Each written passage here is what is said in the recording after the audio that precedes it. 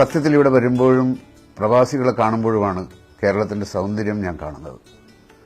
പ്രവാസികളുമായി ഇടപഴകുമ്പോൾ ഒരു പ്രത്യേക ഊർജ്ജം ലഭിക്കുന്നത് പോലെയാണ്.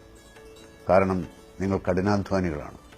എല്ലാ പ്രതികൂല സാഹചര്യങ്ങളെയും അതിജീവിച്ച് ജീവിതത്തെ സുന്ദരമാക്കാൻ ശ്രമിക്കുന്നവരാണ്.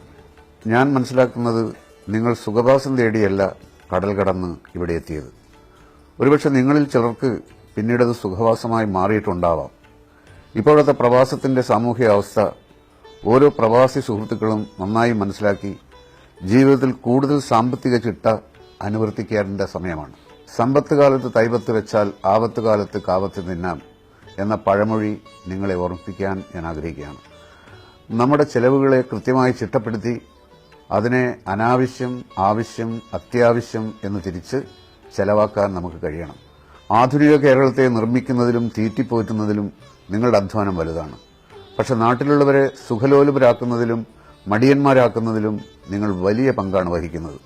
അതുകൊണ്ട് നിങ്ങൾ പ്രത്യേകിച്ച് ചെറിയ വരുമാനക്കാർ അവരുടെ ശമ്പളവും ജോലിയുടെ സ്വഭാവവും വീട്ടുകാരെ അറിയിക്കണം. എങ്കിലേ അവർക്ക് സൂക്ഷിച്ച് ചെലവഴിക്കാൻ കഴിയൂ. നിങ്ങൾ നാട്ടിൽ വരുമ്പോൾ കേരളീയനായി ജീവിക്കണം. നടന്നും ബസ്സിലും ഓട്ടോയിലും യാത്ര ചെയ്യാൻ ശ്രമിക്കുക. കല്യാണങ്ങൾക്കും മറ്റ് ചടങ്ങുകൾക്കും ആർഭാടം കുറയ്ക്കുക. വീട് നിർമ്മാണം നിങ്ങൾക്ക് ഹോബിയാണ്. കേരളത്തിൽ ലക്ഷക്കണക്കിന് വീടുകളാണ് ആൾപ്പാർപ്പില്ലാതെ നിങ്ങൾ നിർമ്മിച്ചിരിക്കുന്നത്. നിങ്ങളുടെ സമ്പത്ത് ഉത്പാദനക്ഷമമായ മേഖലകളിൽ നിക്ഷേപിക്കാൻ ശ്രമിക്കണം. ഇപ്പോൾ ഇത്രയും കാര്യങ്ങൾ ഞാൻ സൂചിപ്പിക്കുന്നത് UAE-യിലെ പ്രവാസി സംഘടനയായ പ്രവാസി ഇന്ത്യ പാഴാക്കരുത് ഈ പ്രവാസം എന്ന ടൈറ്റിലിൽ വിപുലമായ ക്യാമ്പയിൻ നടത്തുന്നുണ്ട്.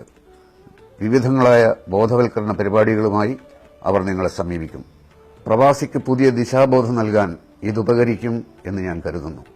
ഓരോ പ്രവാസിയും ഉറക്കെ പറയട്ടെ, എന്റെ പ്രവാസം ഞാൻ പാഴാക്കില്ല എന്ന്. നന്ദി, നമസ്കാരം.